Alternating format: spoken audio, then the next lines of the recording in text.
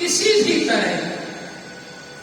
इसलिए महर्षि वेदव्यास जी ने भागवत ग्रंथ लिखा।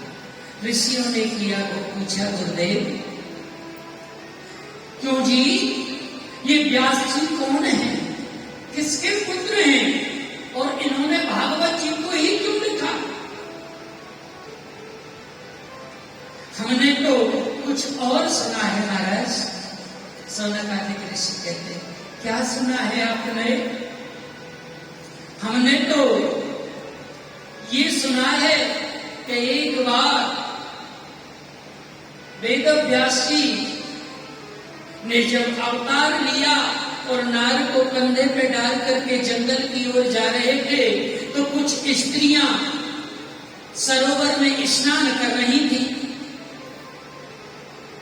12 वर्ष की आयु, लंबी भुजाएं, चौड़ा वक्षस्थल। सुखदेव जी चले गए, स्त्रियां आराम से स्नान करती रही।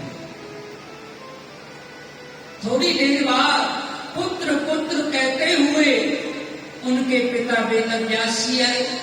स्त्रियों ने देखा व्यास जी आए, बड़ा संकोच हुआ। जल से बाहर निकली, वस्त्र पहने, कहा बड़ी गलती हो गई, क्षमा करें, बड़ी भूल हुई है हमसे। वेदव्यास जी बोले, बेटी मैं तो तेरे बाबा के बराबर का हूं। मेरा नवयुवक बेटा आपकी आंखों के सामने से गया, आपको संकोच नहीं हुआ? स्त्रियों ने बड़ा सुंदर जवाब दिया, बाबा आपका जो पुत्र है ना, उसके सामने मनुष्य यदि 1000 वस्त्र पहन ले तो भी निर्वस्त्र के समान है। वेदव्यास जी बोले, मेरे पुत्र का ऐसा चरित्र मैं लौटा करके नहीं ला सकता। और वहीं से वेदव्यास जी वापस हो गए। आदरणीय सूत जी कहते हैं, व्यास जी ने कहा मेरा नवयुवक बेटा,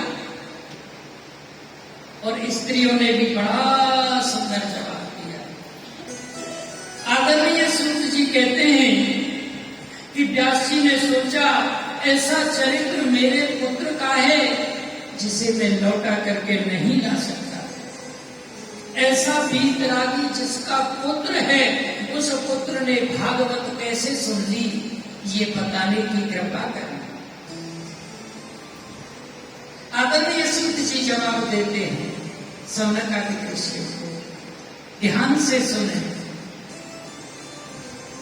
सूत जी ने कहा, बड़ा सुंदर प्रश्न है, आप लोग ध्यान से श्रवण करें कि नारायण के पुत्र हैं ब्रह्मा जी, और ब्रह्मा जी के पुत्र हैं वशिष्ठ, वशिष्ठ के पुत्र हैं शक्ति, और शक्ति के पुत्र हैं पाराशर, और पाराशर के पुत्र हैं वेदव्यास जी। बोलो जय श्री वेदव्यास जी। वेदव्यास जी ने जब अवतार लिया ना, छोटे से ही थे, जैसे ही वेदव्यास जी का अवतार हुआ तो सीधे जंगल को जाने लगे। उनकी मां सत्यवती ने कहा, बेटा तू चला जाएगा, मैं तेरे बिना कैसे रहूंगी कान्हा। वेदव्यास जी कहने लगे, मां जब तुम मेरा स्मरण करोगी, ये बालक तभी आपके सामने प्रकट हो जाएगा, यानी तुम्हारे सामने उपस्थित हो जाएगा। वेदव्यास जी चले गए थे और सीधे उत्तराखंड जाकर के पहुंचे। सरस्वती नदी के किनारे उन्होंने एक आश्रम बनाया, जिस आश्रम का नाम है संप्रयास। बहुत शांतिप्रद स्थान है। यहां से बद्रीनाथ के स्वर्ग जैसे दर्शन होते हैं। देखिए वहां वेदव्यास जी ने आश्रम में भजन करने के लिए बैठे, समाधि लगाई तो देखियो सारी दुनिया घूमने लग गई। व्यास जी के मन में बड़ी चिंता हो, मैं किसी ऐसे ग्रंथ की रचना करूं जिससे मन को शांति मिले। एक वेद के व्यास ने एक वेद के 3 भाग कर दिए तो 4 वेद बन गए थे, यानी ऋग्वेद, यजुर्वेद, अथर्ववेद और सामवेद, 4 वेदों की रचना कर दी। लेकिन वेदों की भाषा, संस्कृत की भाषा बड़ी कठिन है, हर व्यक्ति के समझ में आने वाली नहीं है। देवी 18 पुराणों की रचना की वेदव्यास जी ने, 6 शास्त्रों की रचना की, लेकिन मन को संतोष नहीं। आज वेदव्यास जी के संप्रयास आश्रम में देव ऋषि नारद जी का आगमन हुआ और नारद जी ने आकर के पूछा, पाराशर नंदन सब ठीक तो है ना? वेदव्यास जी चरणों में गिर पड़े, क्या बताऊं महाराज, मैं बड़ा दुखी हूं, रोने लगे।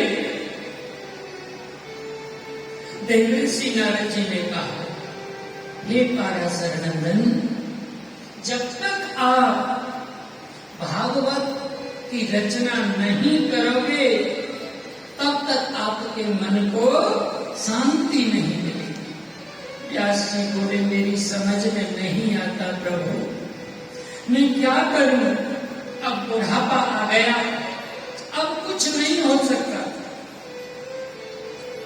आदरणीय देव ऋषि नारद जी कहते हैं, हे पाराशर नंदन, मन को छोटा मत करो, निराश मत करो। मेरे पिता ब्रह्मा को नारायण ने 4 श्लोक दिए, 4 श्लोकों की भागवत दी। वही कृपा करके मेरे पिता ब्रह्मा ने मुझे दिए, वही 4 मंत्र मैं आपको देता हूं। व्यास जी बोले, अब मुझसे नहीं हो सकता। नारद जी बोले, क्यों नहीं हो सकता जी? मैं दासी पुत्र रामदास, जब प्रभु की कृपा से देव ऋषि नारद जी बन सकता हूं, तो आप भगवान की कृपा से ये क्यों नहीं कर सकते? वास्तविक नारद जी एक दासी पुत्र थे, नाम था रामदास।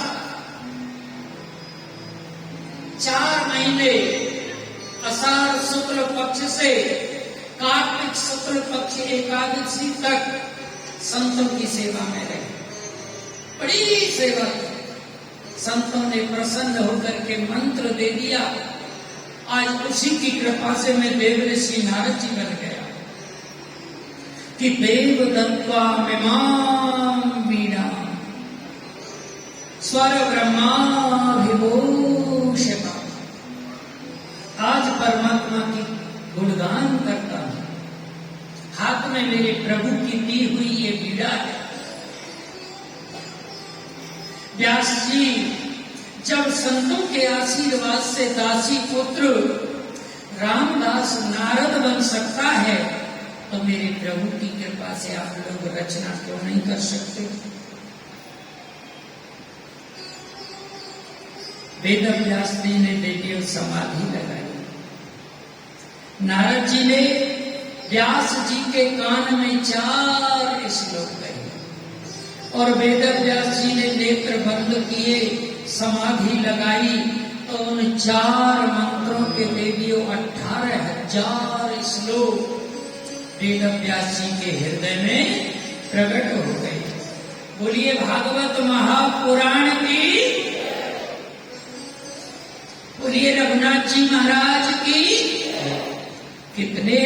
श्लोक बन गए 18,000।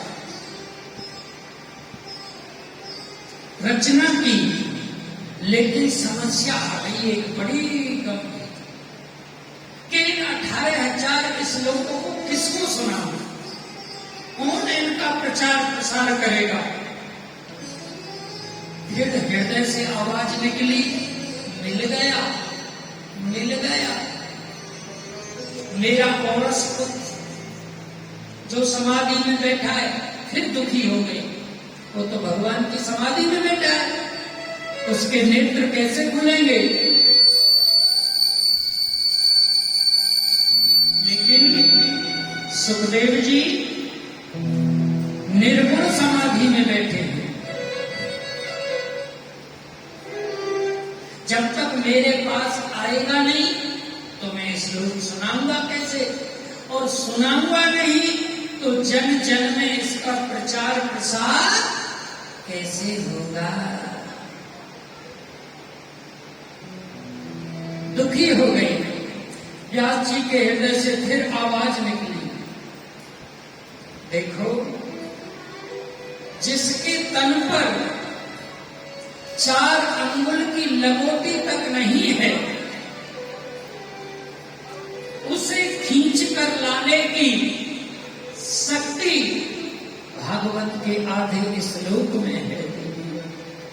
कितना बड़ा ग्रंथ है ये।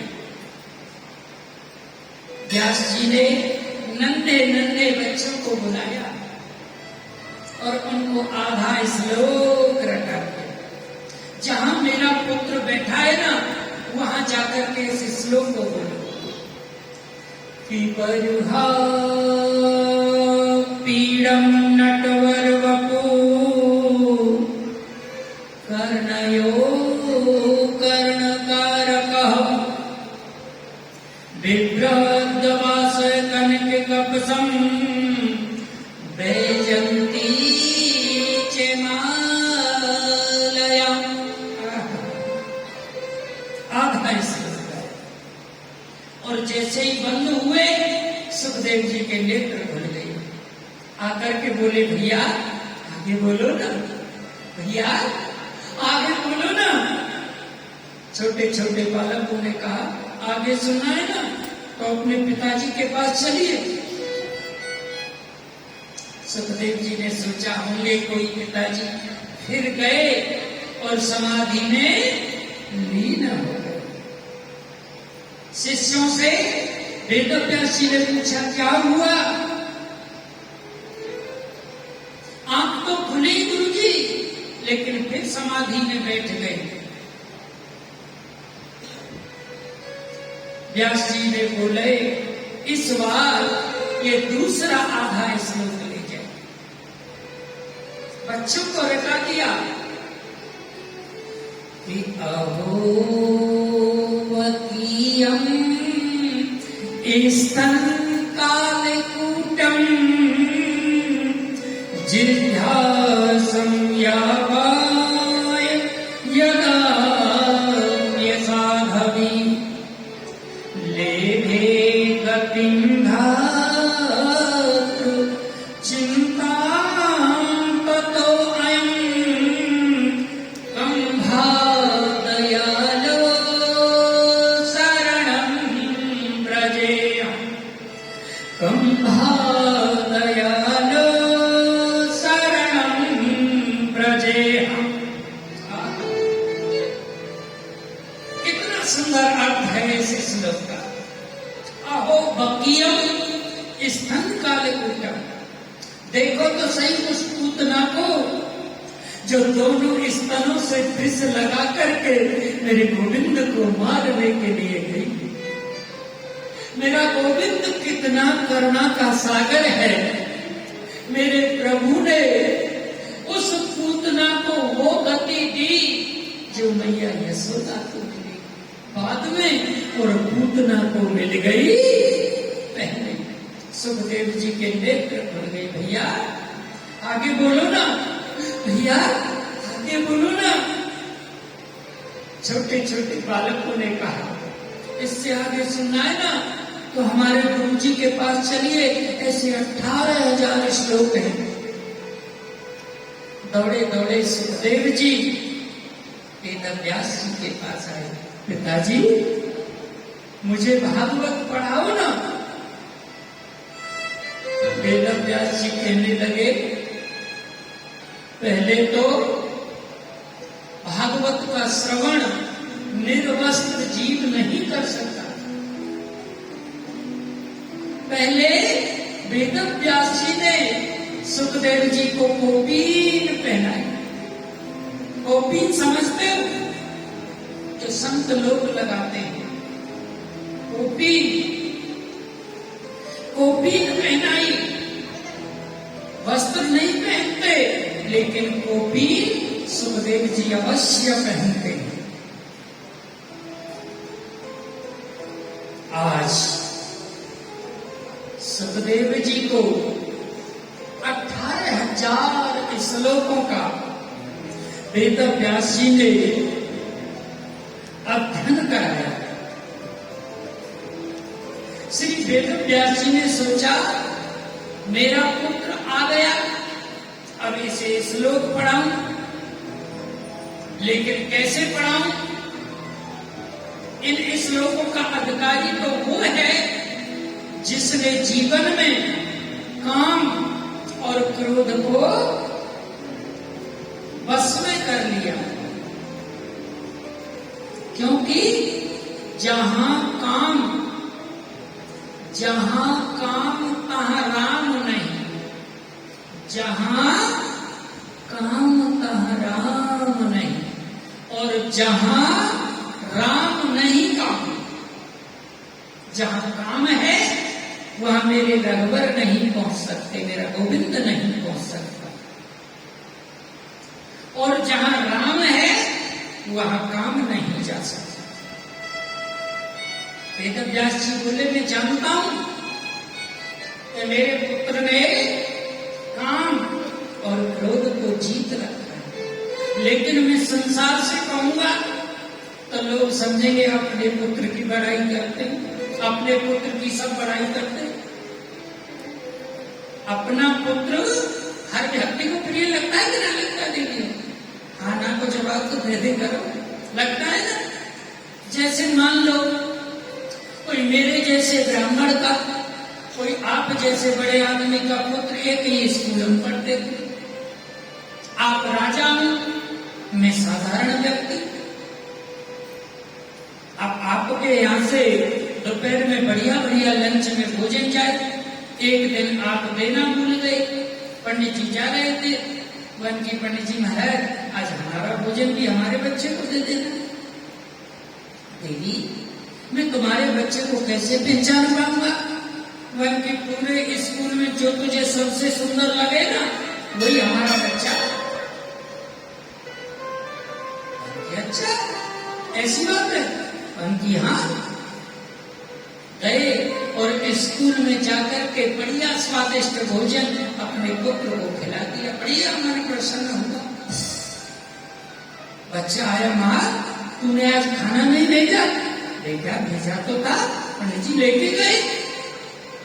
दौड़े दौड़े पंडित जी के पास आए, पंडित जी आपने हमारे पुत्र को भोजन नहीं दिया, बल्कि आपने ही तो कहा था जो तुमको सबसे सुंदर लगे उसको दे देना। तो हमको तो हमारे से सुंदर संसार में कोई नजर नहीं आया। वही चीज वेद व्यास जी ने कही है। देखिए,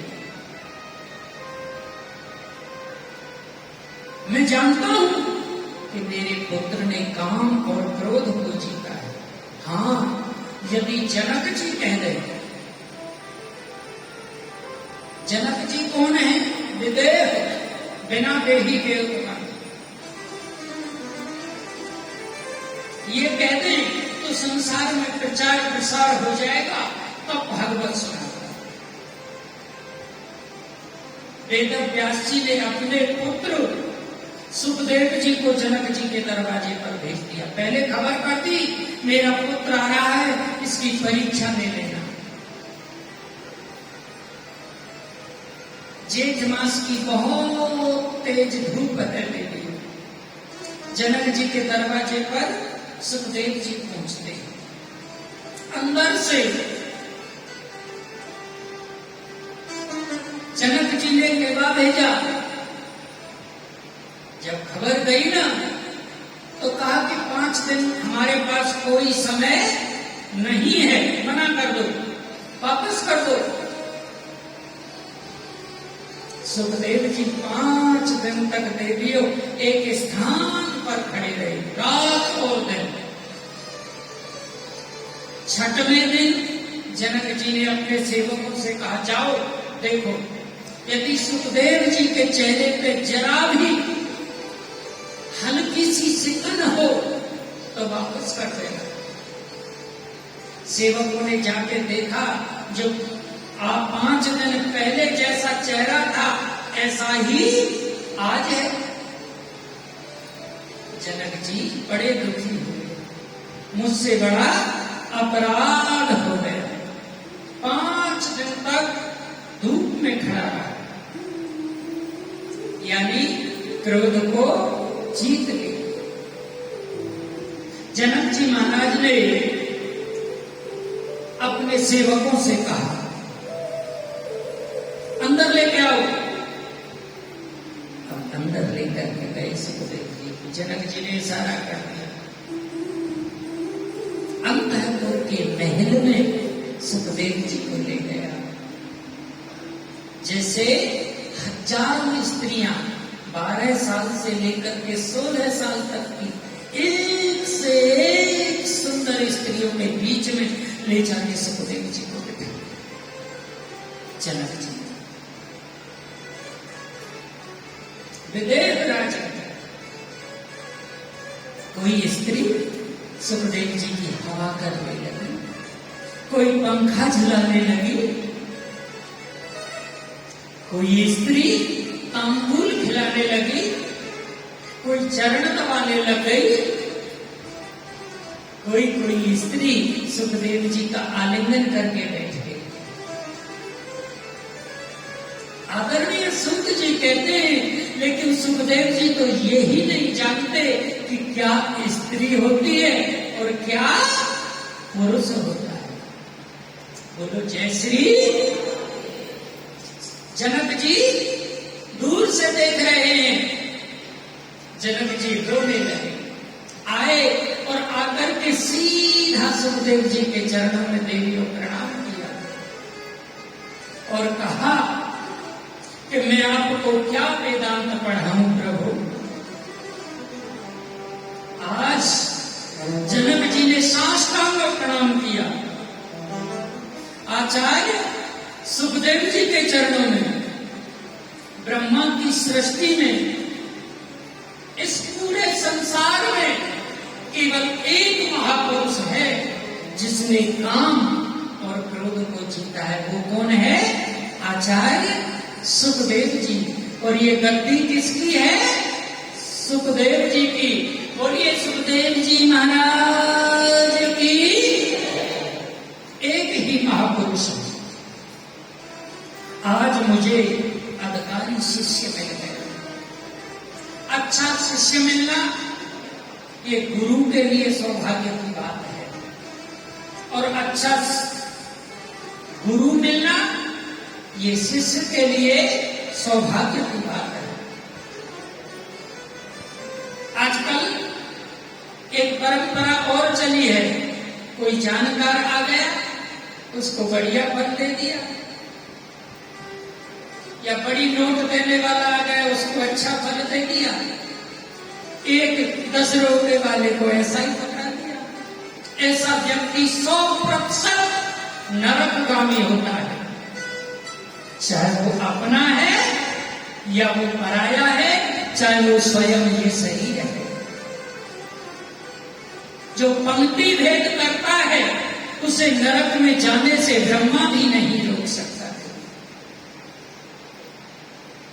अच्छा शिष्य मिलना, जैसे कि उदाहरण के स्तर से कहें तो आप लोगों ने नाम सुना होगा सुतीक्षण जी महाराज।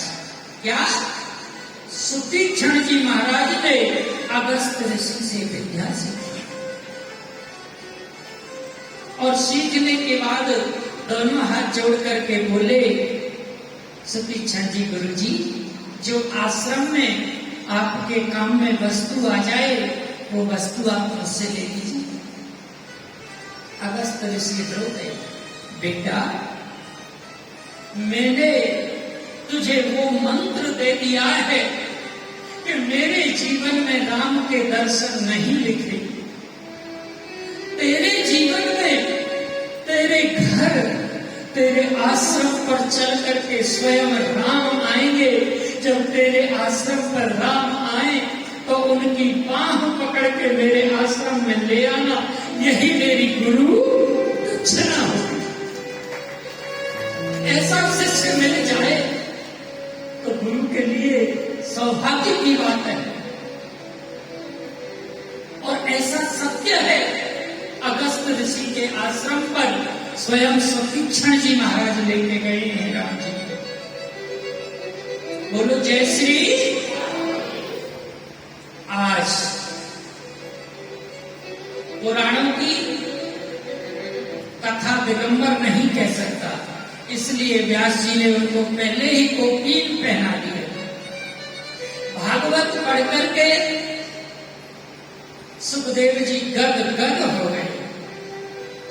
जब राजा परीक्षित को 7 दिन में मरने का श्राप मिला तो सुखदेव जी की समाधि खुल गई और परीक्षित जी की सभा में गए और ऐसी कथा सुनाई देवियों कि विमान आ गया। और परीक्षित जी वैकुंठ को चले गए। बोलो जय श्री राधे। कथा हो गई। बोलो जय श्री। आदरणीय सूत जी कहते हैं, ऋषियों ने सूत जी से आग्रह किया, गुरुदेव पहले ये बताने की कृपा करें कि ये परीक्षक कौन है, किसके पुत्र हैं। इनको 7 दिन में मरने का श्राप क्यों मिला। यहीं से देवी और भागवत कथा का उदय होता है।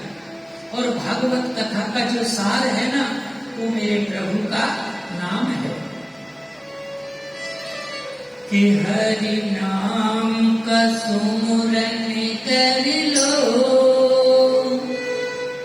सिया राम का सुमरन कर लो, इसमें ब्रह्मांड समाया, परमार्थ पुण्य कमाई, स्वार्थ है जग की माया, परमार्थ पुण्य कमाई, स्वार्थ है जग की माया। हरि नाम का सुमरन कर लो, हरि नाम का सुमरन कर लो, इसमें ब्रह्मांड समाया, परमार्थ पुण्य कमाई, स्वार्थ है जग की माया, परमार्थ पुण्य कमाई, स्वार्थ है जग की माया।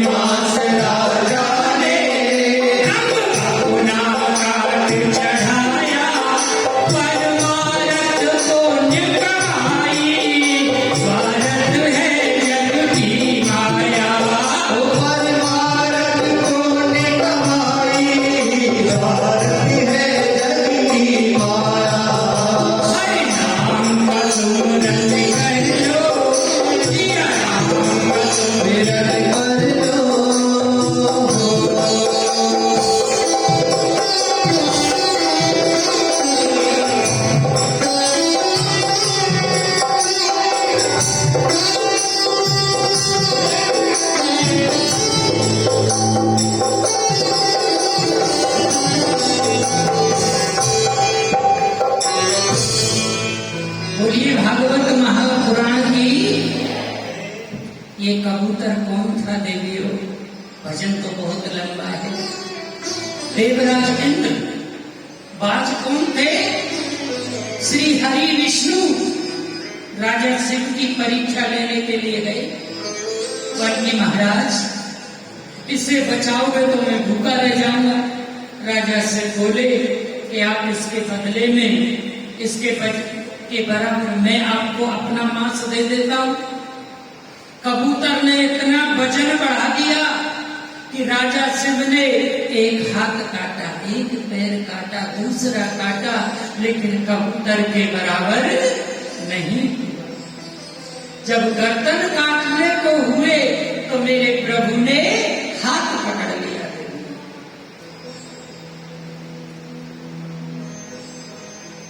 वास्तविक मेरे प्रभु की जो लीला है ना देवियों, बड़ी विचित्र है।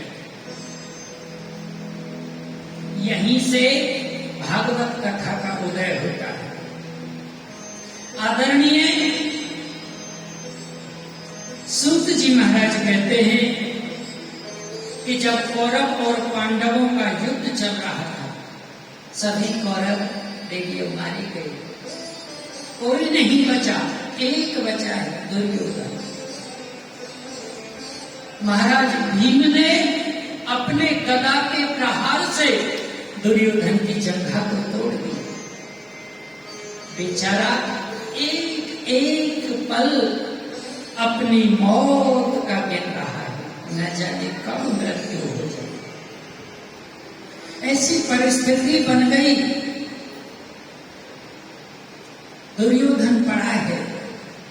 कौरवों के गुरुदेव के पुत्र हैं अश्वत्थामा ने आकर के कहा, अरे मित्र, ये दुर्योधन के मित्र थे अश्वत्थामा जी। मित्र, इतने दुखी क्यों हो आप? क्या बात है? बताओ ना, कहो ना। दुर्योधन बोला, क्या बताऊं मैं तुझे? आप चिंता मत करो, बोलो तो सही, क्या परेशानी है? ये दशा आपकी किसने की है? दुर्योधन बोला, अरे मित्र, यदि पांडव मर जाएं तो मैं समझूंगा मुझे सब कुछ मिल गया। अश्वत्थामा बोला, बस इतनी सी बात? समझो पांडव मर गए। अरे मित्र, कहना सरल है, करना बड़ा कठिन है। नहीं मित्र, आप समझिए, पांडव मर गए कि जाको राखे साइया, मार सके नहीं कोई, और बाल न बांका कर सके जो जग तेरी हो। मेरे गोविंद की जिस पे कृपा हो जाए उसे कौन मार सकता है?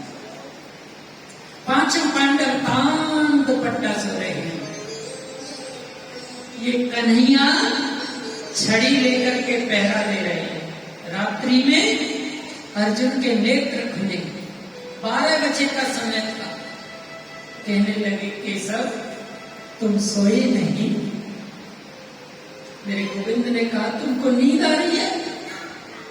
अर्जुन ने कहा हाँ, जिसने अपने जीवन की बागडोर आपके हाथों में सौंप दी उसे तो नींद आएगी ना प्रभु। भगवान बोले अर्जुन ये जगह अच्छी नहीं है, ये जगह मुझे अच्छी नहीं लग रही। हम और आप दूसरे अन्यत्र स्थान पर चलते हैं। आदरणीय सूत जी कहते हैं द्रौपदी और उसके 5 पुत्रों को मेरे गोविंद ने वहीं छोड़ दिया और पांडव को लेकर के दूसरे स्थान पर चले गए, थोड़ी दूरी पर, उनकी ये जगह ठीक है। द्रोणाचार्य का पुत्र अश्वत्थामा दुर्योधन का मित्र आया और जो दुपट्टा ओढ़ करके द्रौपदी के 5 पुत्रों को पांडव समझ करके 5 का सर धड़ से अलग कर दिया। अरे मित्र ले, मैं 5 पांडवों के सर ले आया। दुर्योधन बोला क्या प्रयोग है? उनकी 5 के सर लाया हूं मित्र। थोड़े प्रकाश में दुर्योधन ने उन सरों को देखा तो वो तो द्रौपदी के 5 पुत्र थे। अरे मित्र मैंने तो तुमसे पांडवों को मारने के लिए कहा था, ये तूने क्या किया मेरे मित्र? हमारा वंश तो निर्वंश हो ही रहा था, लेकिन तूने बड़ा अनर्थ कर दिया। मेरा एक पुत्र था वो भी खत्म हो गया। अरे ये द्रौपदी के 5 पुत्र रहते तो अच्छा रहता, ये आपने अच्छा नहीं किया। जमीन पर गिर पड़ा और दुर्योधन का प्राणांत हो गया। जिसके 5 पुत्र एक मां के मर जाए उस मां की क्या दशा होगी वही जाने। कहते हैं ना, जब हमारे गांव में हम छोटे छोटे थे ना, एक शब्द कानों में बहुत गूंजता था। हीरे रांझे की जब पशुओं में कोई बीमारी पड़ जाती थी ना, तो हीरे रांझे की किताब को पढ़ते थे तो उसमें एक शब्द बार बार आता था कि जातन लागे वही तर जाने यारे सरदारो, सुनिए को जब जाने पीर पर। कौन जानता है इसके क्या दशा हो? लाखों नर नारी आए, अरे राम राम, कितना निकृष्ट कार्य किया है। अर्जुन ने गांडीव को हाथ में ले लिया। मैं पुत्रों को मारने वाले को जीवित नहीं छोड़ूंगा।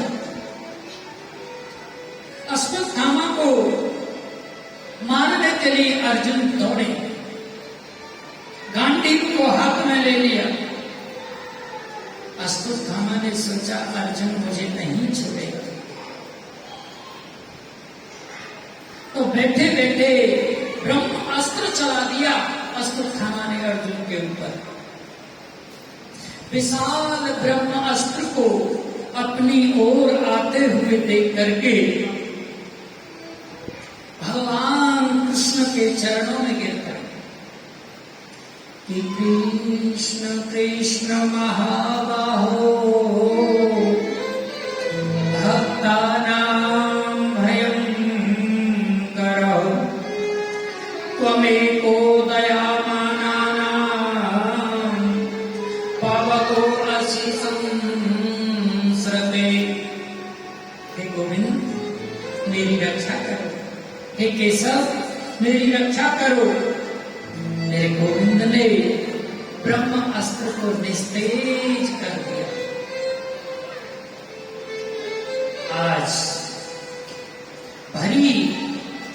के सामने अर्जुन अश्वत्थामा को खींच करके ले आया। कथा तो बहुत लंबी है, देखिए अर्जुन ने चिता भी बना ली थी कि सूर्य अस्त से पहले अश्वत्थामा को मार दूंगा। सूर्य अस्त होने लगा लेकिन अश्वत्थामा डूब गई। अर्जुन को नहीं मिले, मेरे गोविंद ने, मेरे गोपाल ने एक घटा को बनाया और सूर्य को वहीं स्थापित कर दिया मेरे कन्हैया ने। अर्जुन ने समझा कि सूर्य अस्त हो गया, मेरी प्रतिज्ञा अधूरी रह गई, अब मुझे मरना है। चिता बना मरने के लिए मेरे गोविंद ने उस घटा को सूर्य से हटा दिया। अरे अर्जुन क्या कर रहे हो? अश्वत्थामा बाहर निकल आया, देखो अभी तो सूर्य है। पकड़ लिया अर्जुन ने अश्वत्थामा। सारी सभा कहती है कि इसे तो मरना ही चाहिए। आप लोग विचार करिए देवियों कि मेरा गोविंद, मेरा गोपाल जिसे बहन कहता हो, उसके हृदय में करुणा क्यों नहीं होगी? अनन्य श्रद्धा है द्रौपदी की। द्रौपदी ने अर्जुन की ओर इशारा किया और बोली, अर्जुन सुनो कि मुच्यता मुच्यतामेषं कि मुच्यता मुच्यतामेषं ब्राह्मणो नितरां गुरु। द्रौपदी कहती है, माता गोमती द्रोणाचार्य की विधवा पत्नी क्या रोएंगी नहीं? ये गुरुपुत्र हैं, इनको मत मारो, मत मारो, माफ कर दो। अर्जुन ने कहा, इनके मन में तो करुणा आ गई और संविधान के में करुणा नहीं होती। सठ के साथ सठ जैसा व्यवहार करना चाहिए। आदरणीय, इसकी मृत्यु निश्चित है, ये बच नहीं सकता। युधिष्ठिर जी से पूछा, आप बताइए क्या करें? युधिष्ठिर जी ने कहा कि आप बताइए क्या करें? युधिष्ठिर जी ने कहा, जो धर्म शास्त्रों में लिखा है, जो वेदों में लिखा है।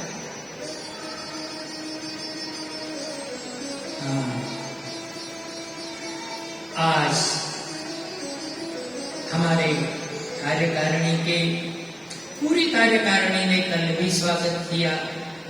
आज आपके माध्यम में हमारे मंदिर की कार्यकारिणी के राघव जी महाराज, जो कि मंच पर विराजमान, इस आत्मा का इस शरीर में विराजमान जो दिव्यात्मा परमात्मा है, उसका अभिवादन व पूजन कर रहे हैं। क्योंकि ये शरीर तो इस पूजन के लायक है ही नहीं, लेकिन वो परमात्मा दिव्यात्मा जो विराजमान है, उसका सम्मान आज उनके माध्यम से होगा। बोलिए भागवत महापुराण की। आइए उसी प्रसंग पर चलते हैं। बोलिए रघुनाथ जी महाराज की।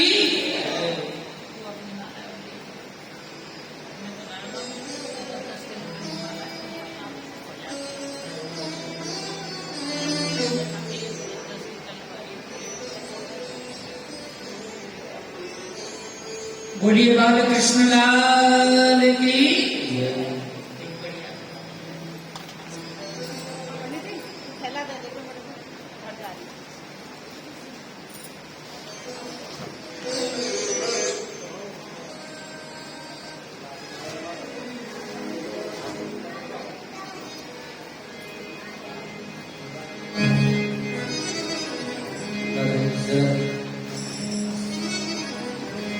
तेरे नाम की, तेरे नाम की,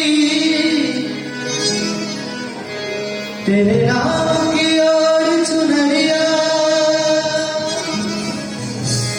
तेरे नाम की और चुनरिया, के मैं नाचूं बीच बाजार में।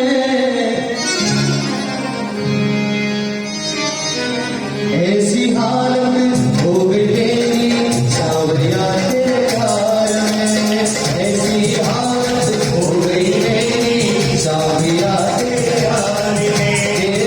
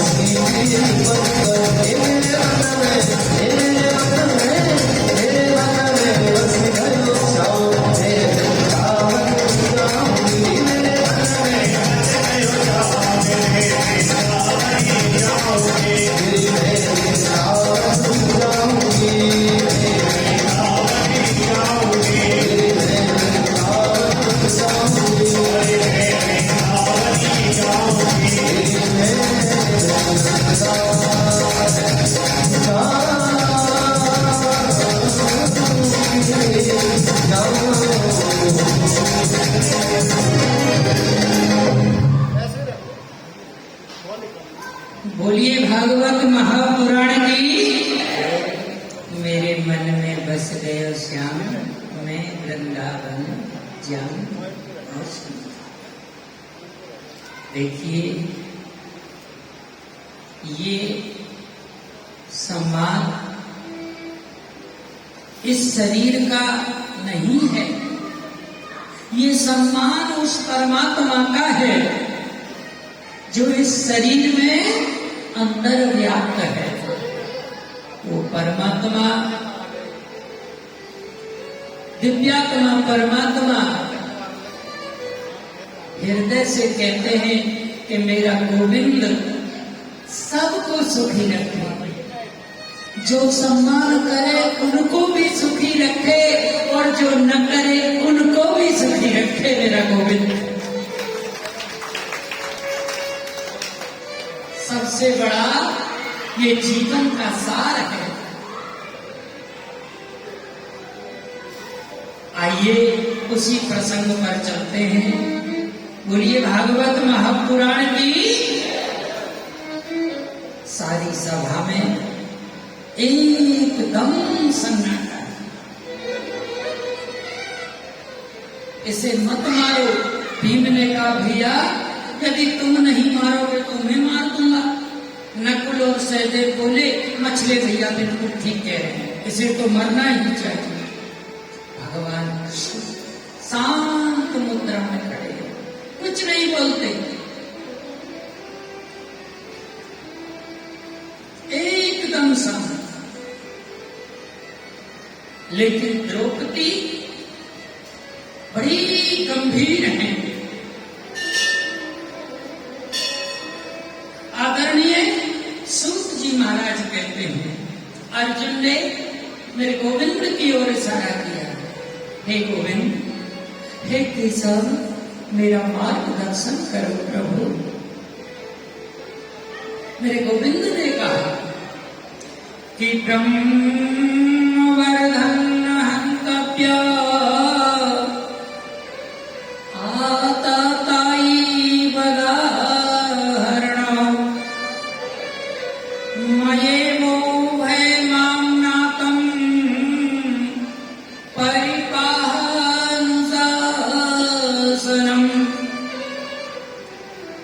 अर्जुन, शास्त्र कहते हैं, क्या कहते हैं गुरुदेव?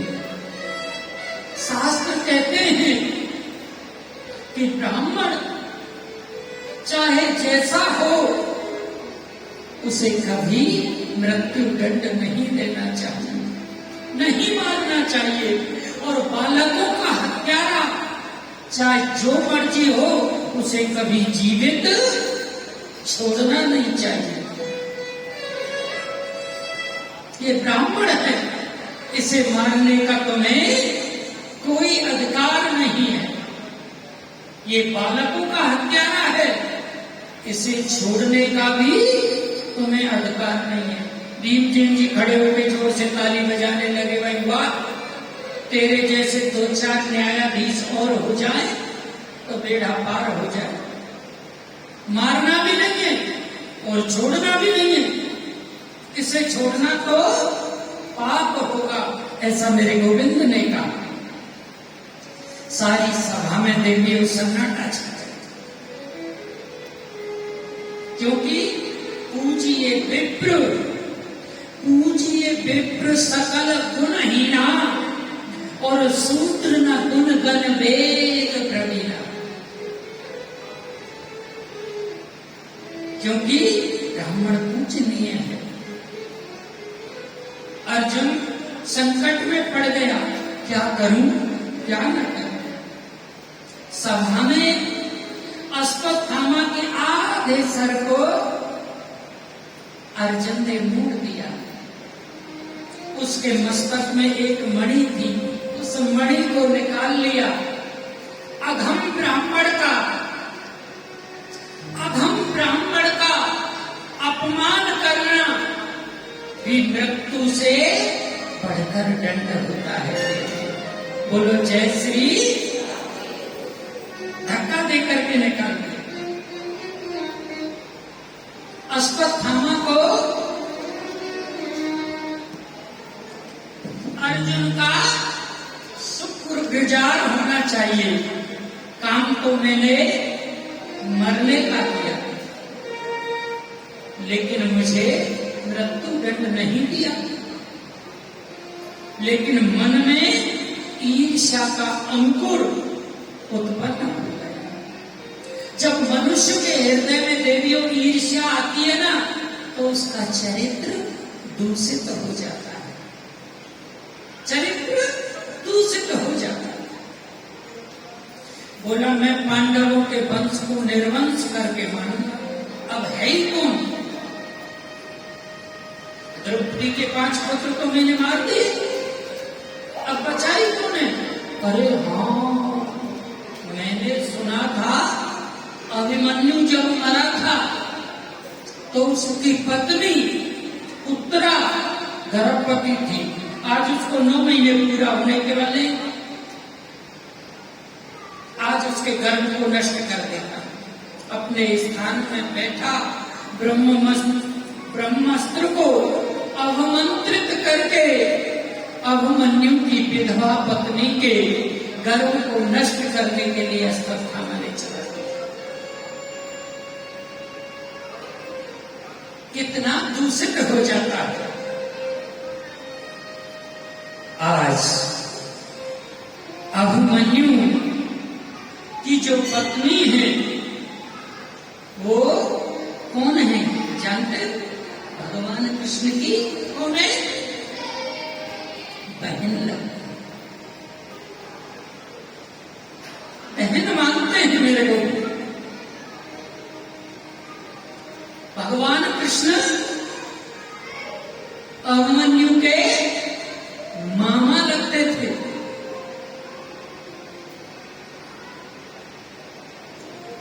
उत्तरा ने ब्रह्मास्त्र को जब अपनी ओर आते देखा ना देवियों, तो दोनों हाथ जोड़ लिए और मेरे गोविंद का चिंतन किया कि पाहि पाहि महायोगन्य देवा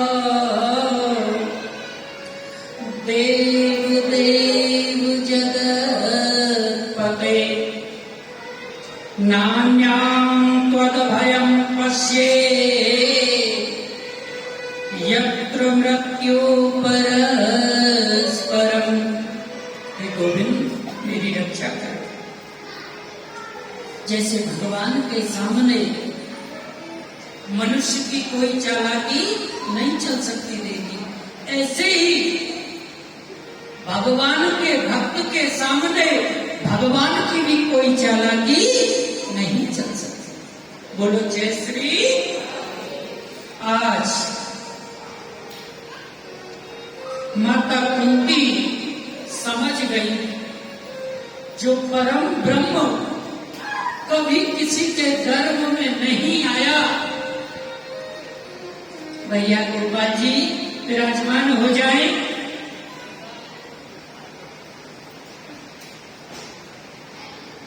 जो परम ब्रह्म कभी किसी के गर्भ में नहीं आया, जिसने कभी गर्भ में जन्म नहीं लिया, आज वो परम ब्रह्म मेरे वंश को निर्वंश होने से बचा लिया।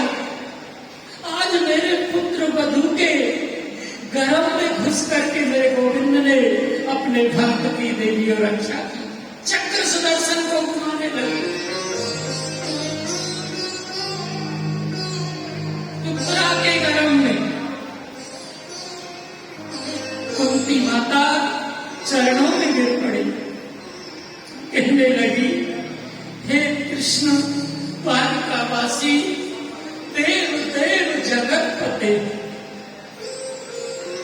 भगवान ने कहा, अरे आप लोगों ने सुना, ये भुआ पागल हो गई है, ये मुझे भगवान कहती है। अरे भुआ, मैं तो आपके काका का सबसे छोटा पुत्र हूं।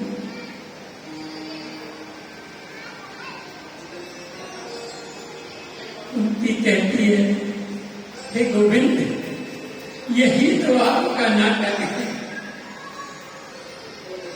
ठीक है, मैं भगवान हूं तो युधिष्ठिर जी आप सबसे बड़े, आप कुछ न कुछ मानिए।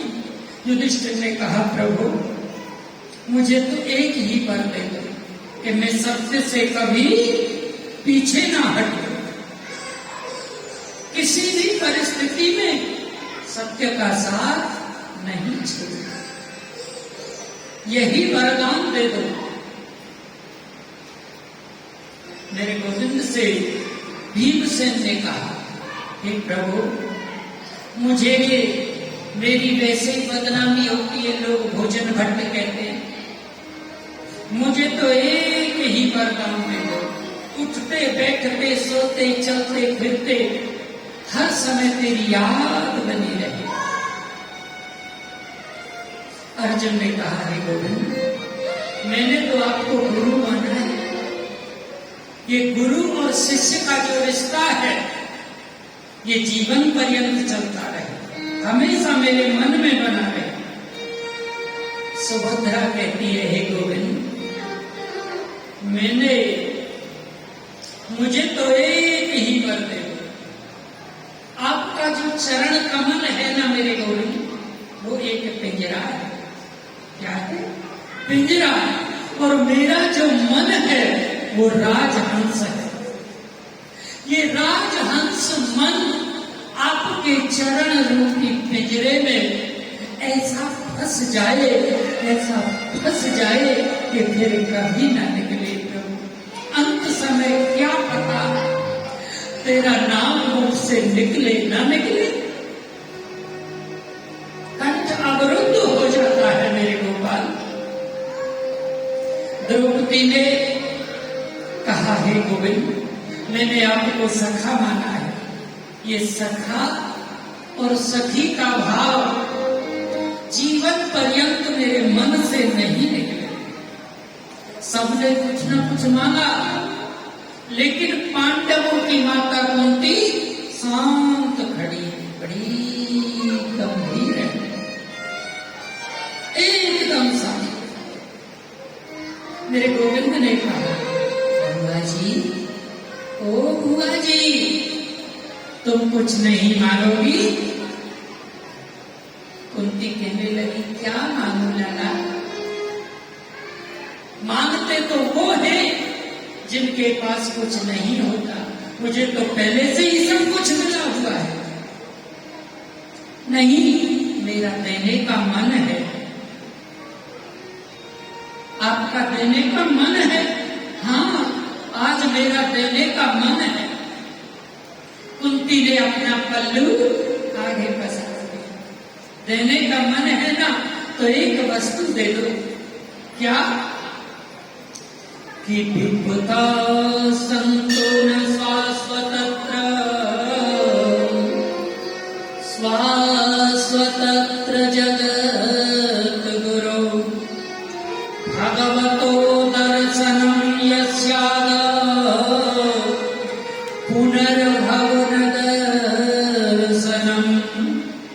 क्या माना?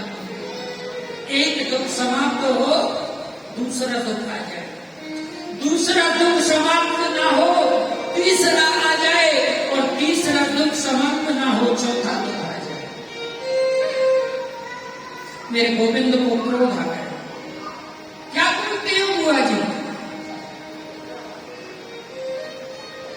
आपने जीवन में पाया कि क्या है? मैं आपको दुख नहीं दे सकता। एक नजर कुंती के चरित्र पर डालें। ये कुंती कौन थी? इसका जन्म कहां हुआ? इस कुंती का जन्म देवी और मथुरा में हुआ। कहां हुआ? मथुरा में। क्योंकि मथुरा में किसके यहां? सूरसेन जी के यहां। इसका असली नाम प्रथा है। इसको राजा भोज ले गए और उन्होंने अपना नाम दे दिया। इसका नाम कुंती रख दिया। जन्म कहीं हुआ और लालन पालन कहीं हुआ। आज धीरे धीरे कुंती बड़ी हुई, युवा अवस्था आई तो विवाह हुआ। पति देव भी कैसे मिले? जो पीलिया के रोग से ग्रस्त हैं और श्राप मिला हुआ है कि जब भी सहवास की कामना से अपनी पत्नी के पास जाओगे तो तुम्हारी मृत्यु हो जाएगी। ये श्राप मिला है। आज भगवान बोले, हे बुआ, मुझे नहीं पता एक भी दिन आपका सुख से बीता हो, एक भी दिन। वो तो मां कुंती को दुर्वासा ऋषि का नाम सुना? जानते हो ना? दुर्वासा ऋषि ने ऐसे मंत्र बता दिए कि जिस देवता का आवाहन करती वही देवता प्रकट हो जाता और इच्छा की पूर्ति करता। धर्मराज को माता कुंती ने आमंत्रित किया तो धर्मराज की कृपा से युधिष्ठिर जी का प्रादुर्भाव हुआ। धर्मराज जी की कृपा से इंद्र को आमंत्रित किया माता कुंती ने। इंद्र की कृपा से अर्जुन का प्रादुर्भाव हुआ। पवन देव का स्मरण किया माता कुंती ने तो पवन देव की कृपा से भीम का प्रादुर्भाव हुआ। महाराज पांडु के दो पत्नी थी, कुंती और मालती। अपनी दूसरी यानी कुछ भी कह सकते हैं आप, सौत भी कह सकते हैं या बड़ी पत्नी भी कह सकते हैं, उसके लिए माता कुंती ने अश्वनी कुमारों का आमंत्रित किया और अश्वनी कुमारों की कृपा से नकुल और सहदेव का प्रादुर्भाव हुआ। आदरणीय श्री सूत जी महाराज कहते हैं, कहते राजन, आज पांडु मालती के रूप को देख करके अपने आप को रोक न सके और मालती के पास जैसे ही सहवास की कामना से पहुंचे तो उनकी मृत्यु हो गई। अब मालती बोली, बहन मेरी वजह से पति मरे, मैं सती हो जाऊं। अब पांच बच्चों को एक मां कैसे पाले? कितना कष्टमय जीवन माता कुंती का रहा। एक दिन जो कि दुर्योधन पांडवों को माता कुंती के पुत्रों को हमेशा मारने की योजना में कभी जुए में हरा, कभी अज्ञातवास, कभी उनको लाक्षागृह में जला के मारने का षड्यंत्र, कभी आदि पेड़ से गिरा करके पांडवों को मारने का षड्यंत्र, कैसे कैसे षड्यंत्र किए। माता कुंती की पुत्र वधू को सभा में निर्वस्त्र कर दिया करने के लिए, कैसे कैसे अन्याय किए। आज आदरणीय सूत जी महाराज कहते हैं, और आज मैंने मांगने को कहा तो क्या मांगा? दुख हुआ? मैं तुमको दुख नहीं दे सकता। जानते हो कुंती ने क्या कहा? एक काम कर सकते हो क्या, कि जो प्रेम का बंधन है ना, उसे तोड़ सकते हो। मेरे गोविंद की आंखों में आंसू आ गए और मेरे गोविंद कहते हैं कि झीली झीली प्रेम की डोरी मुंह पे तोड़ी न छोड़ी जाए। सांकर होए वह तोड़ दिखाऊं, वज्र होए वह पीस उड़ाऊं, झीली झीली प्रेम की डोरी मुंह पे प्रीत न छोड़ी। कैसे छोड़े? मेरे गोविंद रोने लगे।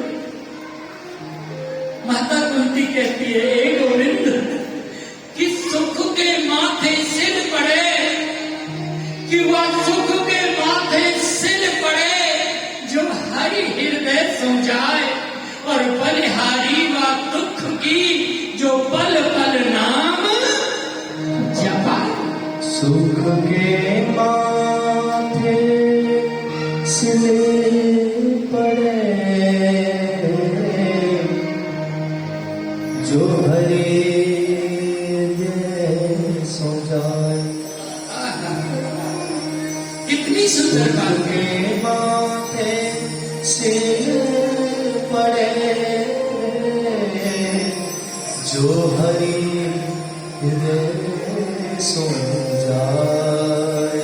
बोलिए बालक, बलिहारी व दुख की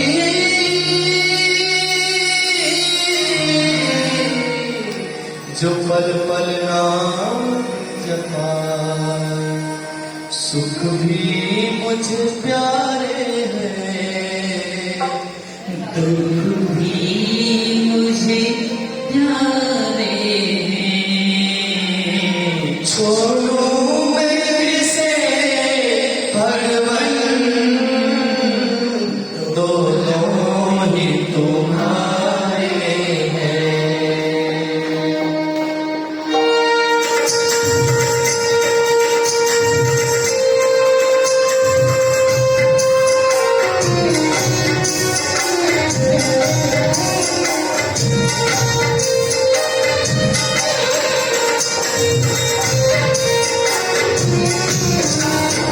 छोड़ो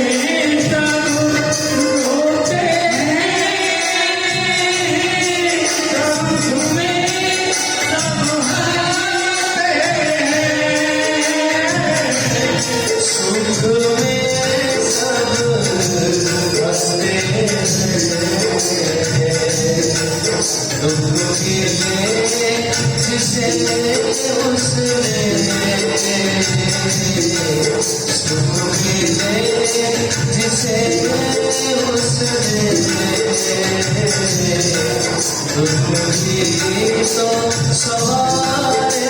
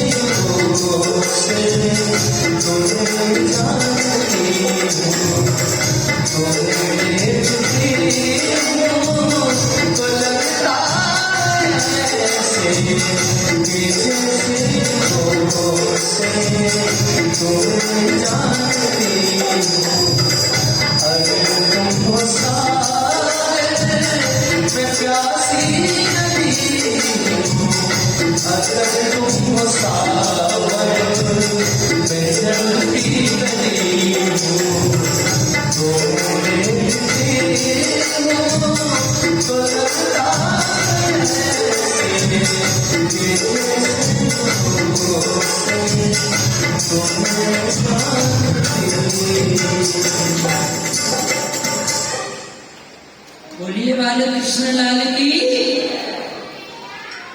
दुख भी मेरे गोविंद का है, सुख भी मेरे गोविंद का है। बोलिए भागवत महापुराण की। बोलो रघुनाथ जी महाराज की। बोलो बस्ती माता की जय जय श्री राधेश। दाऊ जी को भैया अब आरती की ओर चलेंगे। 6 बजने वाले होंगे। बज गए ना बेटी? 5:30।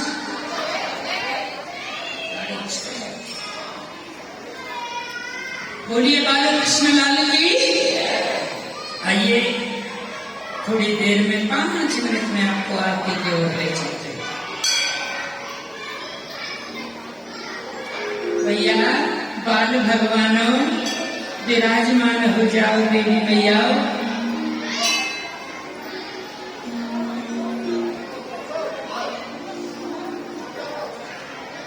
बोलिए भागवत महापुराण की। माता कुंती कहती है गोविंद, विपत्ति को विपत्ति नहीं कहते, संपत्ति को संपत्ति नहीं कहते। क्यों? भगवान के नाम का स्मरण भूल जाना जीवन में सबसे बड़ी विपत्ति है। और भगवान के नाम का स्मरण होता रहे, ये जीवन की सबसे बड़ी संपत्ति है। बोलो जय श्री। कह हनुमंत विपत प्रभु सोई, और जब तब स्मरण भजन न हो। भागवत जी में लिखा है कि भगवान के चिंतन के बगैर 1 मिनट भी नहीं, 1 सांस भी नहीं निकलना चाहिए। मेरे जीवन में दुख आया, मेरे पुत्रों को पग पग पर तुमने सहारा दिया मेरे गोविंद। माता कुंती बोली, क्या कष्ट नहीं दे सकते हो तो मेरे आपके इस मेरे के रिश्ते को तोड़ सकते हो?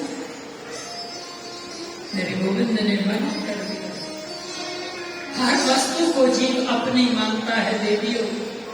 ये पुत्र मेरा है, ये घर मेरा है, ये मंदिर सेक्टर 3 वालों का है।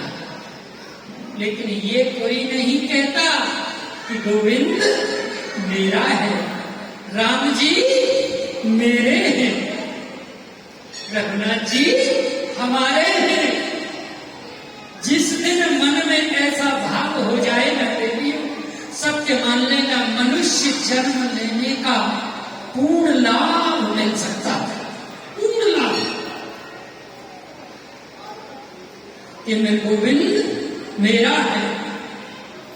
सारी रात मेरे गोविंद ने पांडवों को उपदेश दिया, लेकिन नहीं समझे, युधिष्ठिर जी नहीं समझे।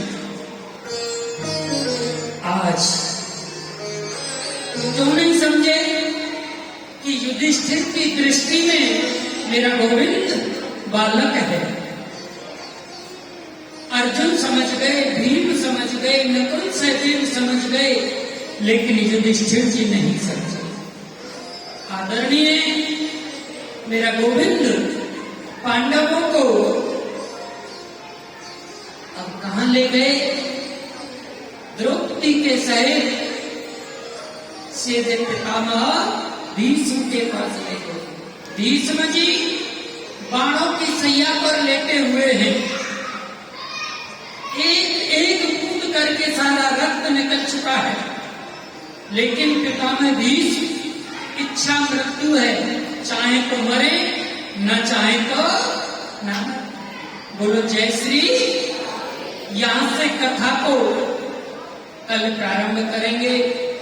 समय से आए देवियों, आप लोग लेट हो जाते हैं। जिसकी पूजा हो वो 2 बजे से 10 मिनट पहले आए, ताकि 2 बजे पूजा हो जाए, 2:15 बजे हम बैठ जाए और 6 बजे कथा विराम हो जाए। जैसे आज 6:20 हुई तो कल 6:20 नहीं होगी।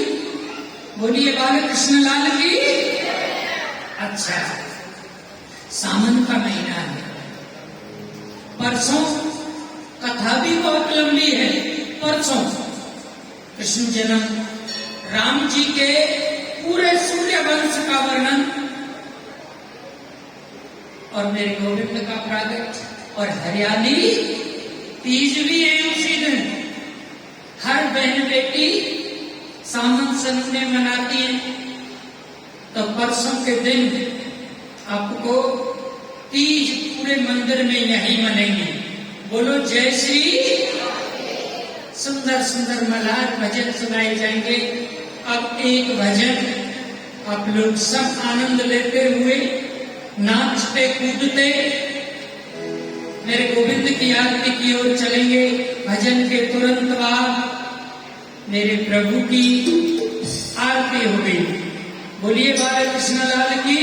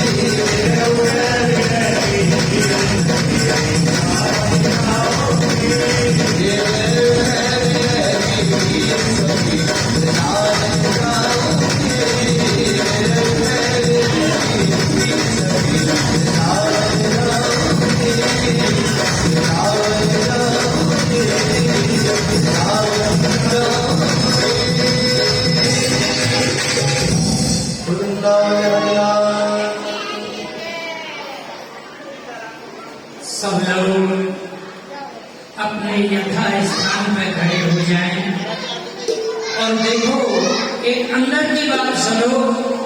आरती एक बार घुमाए, दूसरे को पकड़ाए, या अपने स्थान में खड़े हुए नेत्र बंद करें और ऐसे हाथ घुमाएं, पूरी आरती का फल जीव को प्राप्त हो जाता है। बोलिए भागवत